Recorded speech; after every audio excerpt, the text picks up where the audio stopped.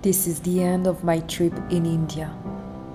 After 1 month and a half in the ashram, I am ready for the next chapter of my life.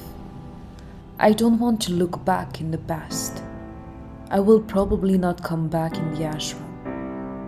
Amma has been my inspiration, my teacher for many lives. And it's time to say goodbye to my master and trust my destiny.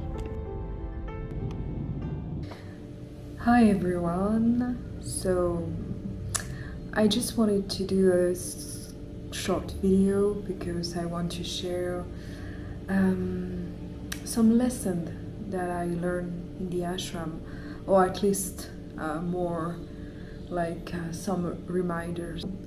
What I learned in the ashram, first thing, it was really about the action itself. Amma always says that we need to appreciate the action more than the result, and to be more attached to serve selflessly. And I never did that in my life. I was always concerned by the result, and I wasn't enjoying, the process. And especially in my 20s and in my 30s, it was kind of different. Yeah, it was a good reminder, to be in the ashram and to realize it every second when you do your seva, or even when you try to help someone or anything. So, number one, appreciate the action more than the result.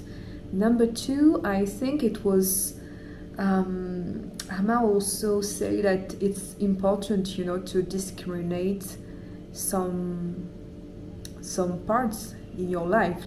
The principle of discrimination is to choose wisely if you want to be a real spiritual seeker. So basically, if you want, for example, I was really focused on my videos, so I had two choices, to be the social being and talking with everyone, or to really be focused on making my videos and completely diving to it. And yeah, so the principle of discrimination is kind of like this. Yeah, my camera overheated, so yeah, last point, being in gratitude in every situation. I mean, in the ashram it was really complicated sometimes in my interaction with people, even the energy of the place, like it was, yeah. I mean, I'm an empath, so it's always so much for me to be in this kind of places if people are not really balanced, and it's still an exercise for me to live in this kind of environment. So yeah, I'm pretty grateful. I mean, I'm grateful because I know that some things that trigger me before don't trigger me now, like the jealousy, envy of some woman. I mean, in the ashram it was really painful sometimes, but it was kind of an exercise, every day you face a situation, and then it becomes like not a big deal at the end. So, and also, with men, it was kind of complicated in the ashram. They don't really look at me respectfully. It made me angry, and it was really hard sometimes because I really wanted to cut some heads, like Kali, in the Kali power.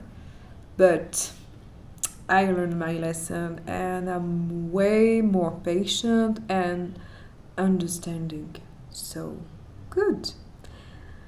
And I also want to say thank you, to Amma, to my Seva supervisor, Suprabha, and all the people that I met. I mean, so many person, and it happened the last days of the in the ashram. But thank you to all of them because most of them were men, and it was really comforting to realize that my energy towards men is more peaceful. To experience a really sweet energy, supportive energy from men in general, and it was a beautiful gift for me.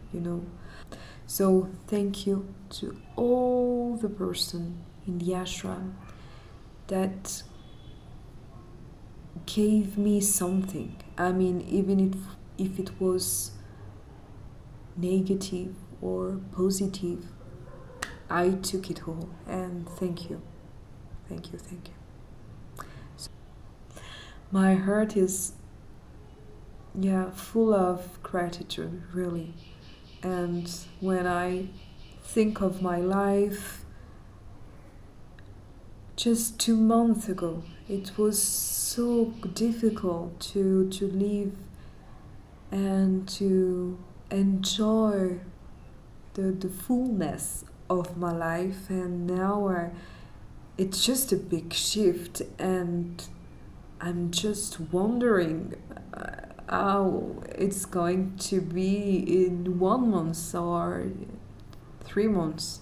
It is so quick, and I feel like I change more and more, and